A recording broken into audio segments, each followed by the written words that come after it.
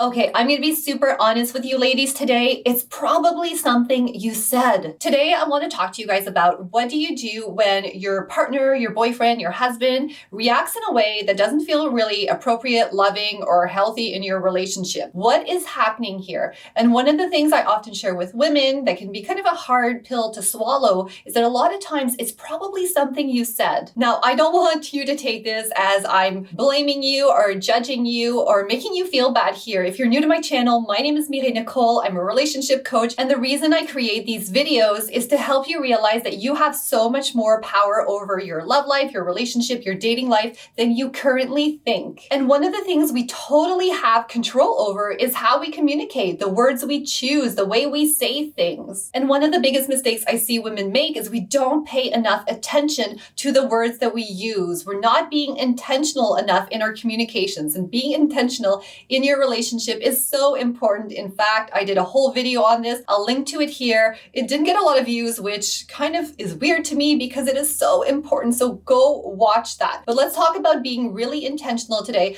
about the words that you use with your partner. But first, one of the things I often hear women say is that, hey, if this is the one, he would, love me no matter what. He wouldn't react that way. He would still respect what I say no matter how I say it. Or sometimes we might think a partner, a man, is kind of unhealthy or unhealed, or he still has this wounded masculinity chip on his shoulder, when in fact, although that may be true or not true, we can usually always trace back something that was said. The thing that's really important for you to remember is the way you communicate is not necessarily who you are. A lot of times we think, okay, well, this is just who I am, right? Like I should be accepted for who I am. But most of the time, the way you communicate might just be from what you learned in your family, how you saw your parents communicate growing up. It could be a result of your traumas, the people you hung out with. And a lot of times we communicate from our emotions. Being intentional in your communications and in other aspects of your relationship is really what's going to help you get that dream relationship and be in your happily ever after,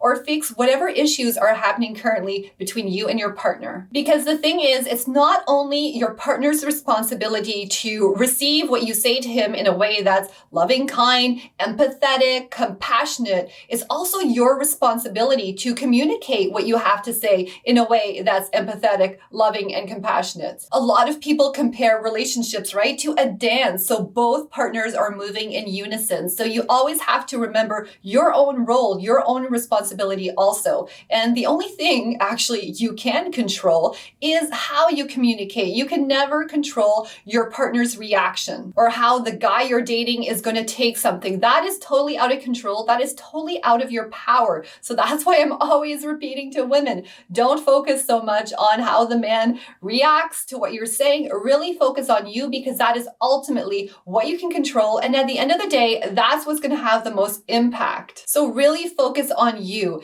And I'm going to share with you two things today that you can really consider in terms of what you can do in terms of your responsibility in communicating something to your partner. So if you find that your man, the guy you're dating, is always taking things the wrong way, maybe your husband just gets really defensive right away when you talk about helping out with the chores or helping out with the kids, or maybe you're dating some guy and you ask him a simple question to get to know him better and he just gets his walls up and his defenses out. So the first thing you're going to want to do is make sure that what you're saying is non-accusatory. Just like at the beginning of this video, I was trying to frame it so that you wouldn't take offense to it, right? Try to put it in context in terms of look at this from a way that it can empower you, right? What I'm sharing, we want to have the same approach when we're communicating something to our partner. We want to make sure we're not going to make the person feel guilt, shame, or blame for thinking or feeling or having done something a certain way. Because really the point of communicating something to another person most of the time is for us. So you'll want to work to avoid communicating something in a way that makes it about the other person. And honestly, no matter what's going on in the relationship, making the other person feel bad is not going to fix what we are feeling inside. In the moment, it may feel like, okay, we're taking it off ourselves and we're putting it on someone else.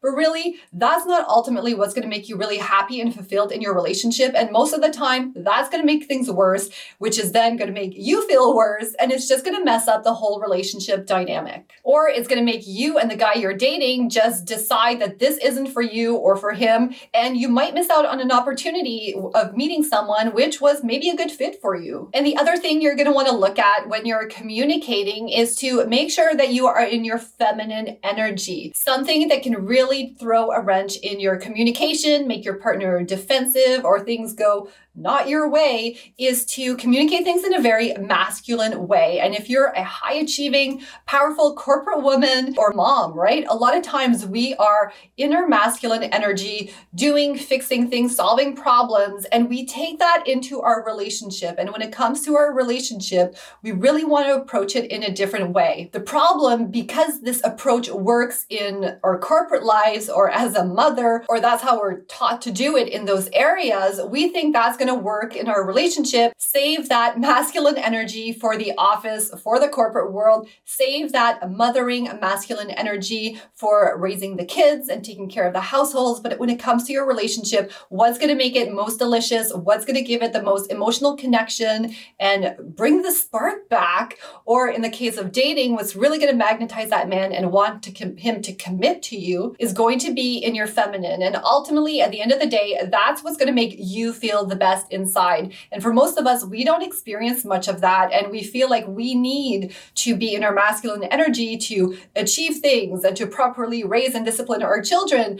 But like I said, it's going to be a different approach in your love life, and you will see it's going to feel so much better. So I just want to wrap this up by sharing why this is so important, why being more intentional with your communication, taking responsibility for it is going to be so important. And I kind of just talked about this a little bit. If you're in a relationship where you feel like you're lacking that emotional connection, it's really hard to talk to your partner about your feelings. You're not getting much from him in return. Chances are there's an issue in the communication. And like I said, you have more power over this than you currently think. When you become more intentional, when you learn to communicate in a way that truly reflects who you are, not just those habits that you've picked up, not just repeating the same old way of saying things that you've been doing over and over again, just because you've been doing that and now you think that's who you are, when in fact it's not, you're also going to see he starts opening up more to you. And that's going to create that connection, that spark again, and that desire and all that good juiciness. One of my favorite things to do with the women I coach is to do a content audit. So I literally look at the exchanges in the DMs between you and your partner, and I can pinpoint exactly what's going on in the communication and what to do to fix it. So if you'd love that type of support, make sure to check out my description. I'll actually pin a comment here with the link to getting a content audit done. So just reach out to me and we'll figure out what's going on in that communication that you can start fixing now